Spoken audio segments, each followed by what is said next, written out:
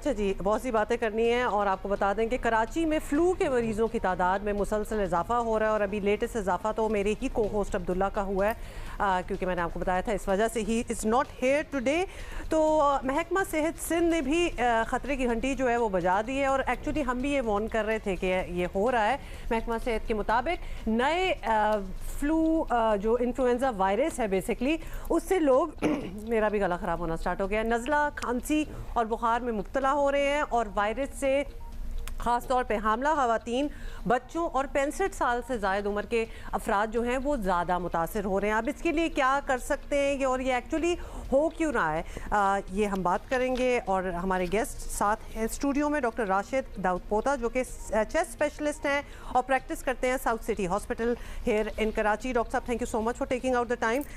Doctor साहब, ये महकमा सेहत सिंध ने भी एक डायरेक्टिव दे दिया है, ये कोई बहुत ही कुछ एडवांस्ड किस्म की वायरस वेरिएंट आया हुआ है जो एक्चुअली पूरा ऑलमोस्ट आधा शहर जो है इसमें मुब्तला है, क्या हो रहा है? हाँ, बेसिकली ये है कि क्योंकि हमारे जो वायरस हैं वो डे बाय डे जो है ना अपनी शक्ल चेंज करते रहते हैं। जिस तरह से कोविड के वेरिएंट आ रहे थे, मुख्तलिफ वेरिएंट आए, पहले आम वेरिएंट आया, फिर डेल्टा, फिर ओमेगा, फिर डिफरेंट आ रहे, तो इन्फ्लुएंजा के वायरस भी जो है ना तकरीबन अभी मोर देन 12 वेरिएंट जो है ना दरियाफ्त हो चुके हैं। तो आजकल जो वैक्सीन लग रही है वो भी जो है ना सिर्फ 4 वेरिएंट के लिए अभी लग रही है, जिसको हम टेटा कहते हैं, जो एबट कंपनी जो है ना इंट्रोड्यूस की है।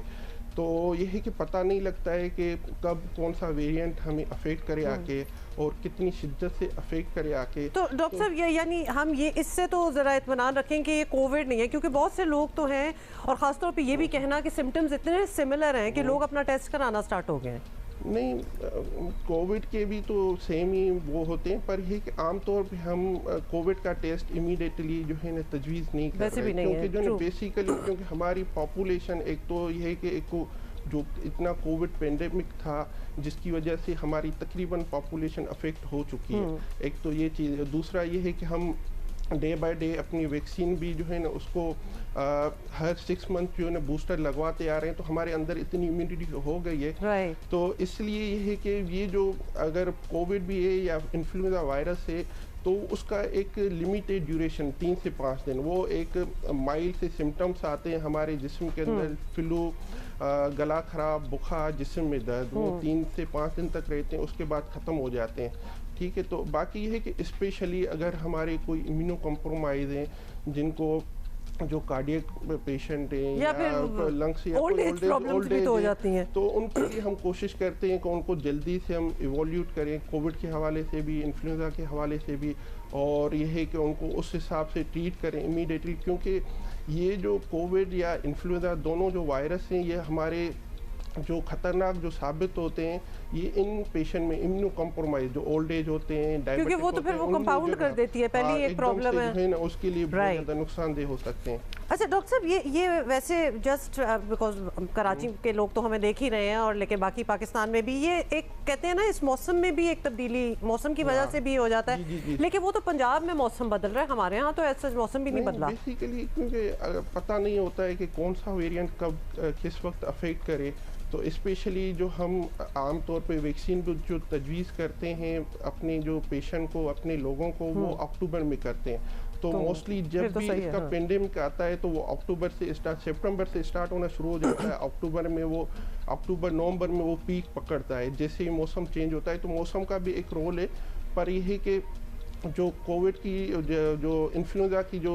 आमतौर पे जो पेंडेमिक या इफेक्ट आते हैं वो मोस्टली जो है इसी ड्यूरेशन में आते हैं। अच्छा। एकदम से जो है ना अफेक्ट करना। तो अब डॉक्टर साहब करना क्या है, मतलब इससे ये हम इस पे इत्मीनान रखें कि ये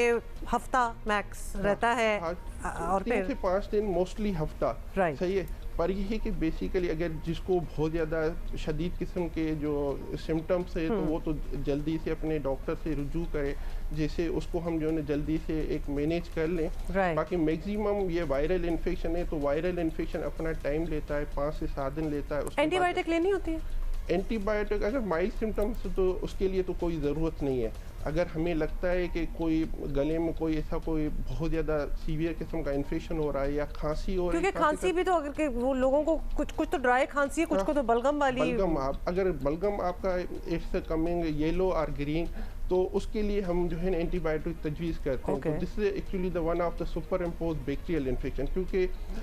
वायरल इन्फेक्शन की यही वो होती है जो हमें जो ख़राब करती है हमारे मरीज़ों को, क्योंकि उनकी इम्यूनिटी लो हो जाती है उस वक्त।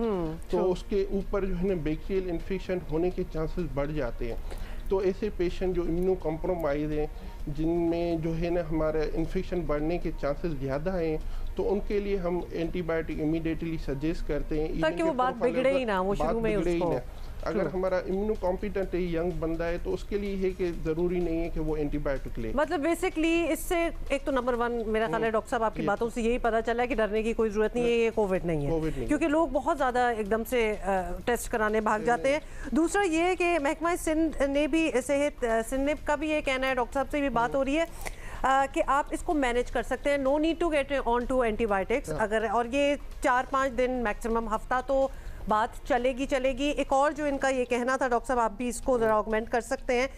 कि अगर आपको ये है तो मास्क पहन लें दोबारा, ताकि ये चीज़ ना फैले। हम तो पहले ही डॉक्टर साहब कहते थे मास्क छोड़ने की ज़रूरत ही क्या है, मास्क तो अच्छी चीज़ है बेसिकली, पर यह है कि सोशली जो एक अजीब एक एम्ब्रेसमेंट फीलिंग हो रही थी मास्क के साथ भी लोगों को, तो इसलिए थोड़ा सा, पर यह कि मास्क पहन ले अगर किसी को सिम्टम्स है, स्पेशली जिसको सिम्टम्स है वो पहन ले, तो हमारी जो रेस्ट ऑफ द पॉपुलेशन है वो अफेक्ट होने से बच जाएगी। क्योंकि ये भी सांस के ज़रिए, खांसी के ज़रिए, स्नीजिंग के ज़रिए फैलता है एकदम से। अगर आपके जो भी करीब होगा विदिन 6